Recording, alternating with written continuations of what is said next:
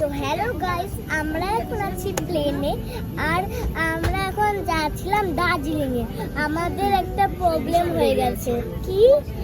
আমরা প্লেনে করে দার্জিলিং যাচ্ছিলাম, অনেক ভালো প্লেনটা চালাচ্ছিল ড্রাইভার। কি হলো, ওইখানে আবহাওয়াটা কিরকম ছিল, তাই আমাদের প্লেনটা এই কলকাতাতে আবার ল্যান্ড করে দিয়েছে। ভাবো, আরে অন্য জায়গায়ও তো নামাতে পারতো, এইখানেই ল্যান্ড করালো। কেমন অসভ্য ছেলেগুলো।